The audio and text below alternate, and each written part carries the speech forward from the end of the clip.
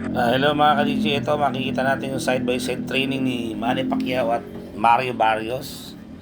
Ayan. Dito mas makikita natin na malapitan yung galaw ng dalawa, kung sino mas mabilis, sino ang mas malakas, sino mas explosive, at sino talaga ang mas may malaking chance na manalo sa darating ng July 19 sa Las Vegas, Nevada po. Gaganapin ang laban na to. Yan. Okay. Talagang obviously talagang malaki ang lamang sa height ni Mario Barrios, no? Okay, nagsisimula na si Manny Pacquiao. Yan, shadow boxing makikita natin. Ito mas talagang makikita natin agad yung pagkakaiba kasi magkatabi sila. Yan, yung galaw talaga talagang maliwanag na iba yung bilis ni pambansang kamao Manny Pacquiao kumpara kay Barrios. Si Barrios parang nagko-concentrate siya sa more on power punches ang kanyang pinapractice. Samantalang si Manny Pacquiao naman ay more on speed, footwork. Doon magkakaalaman yan. Nakita niyo mga panay power punches yung ginagawa ni Mario Barrios. Kaya lang hindi siya ganun ka-sharp, kabilis. Hindi nga natin alam kung talagang hindi pa ito talaga yung yung talagang totoong Mario Barrios. Baka pagdating ng laban, meron siyang pasabog na ipapakita sa atin. Pero base rito sa training na nakikita natin sa pagitan ng dalawa, si Pacquiao at si Barrios, talagang magkaiba ang galaw nila, no? Makikita natin talagang mas lamang sa bilis si Manny Pacquiao sa footwork. Kasi medyo may katangkaran to si Mario Barrios. 6-footer ang height nito mga ka-DJ. So panay power punches ang kanyang yan o. Samantalang si Pacquiao naman yung mga combination. Tapos biglang ayan. So panoorin natin mga ka-DJ.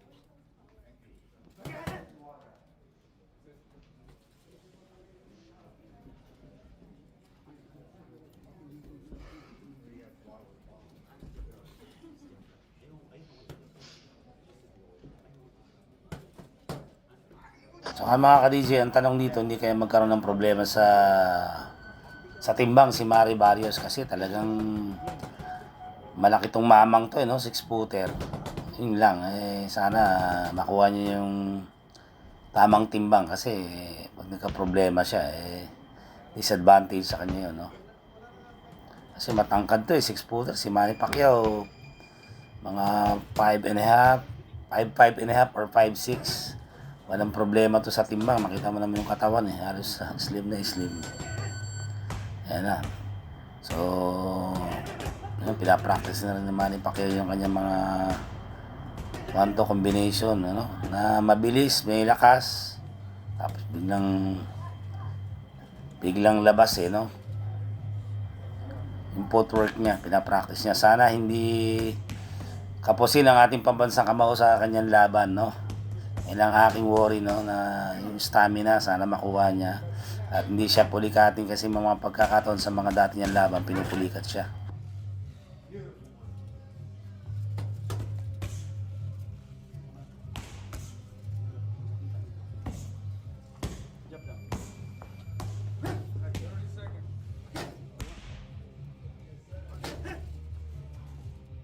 Pag ganito ang ipapakita ni Mario Barrios sa laban, ewan ko lang kasi parang kulang sa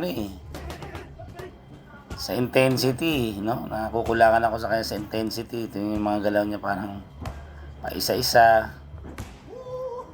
Kulang sa speed, Saka yung parang wala, ewan ko, power, no?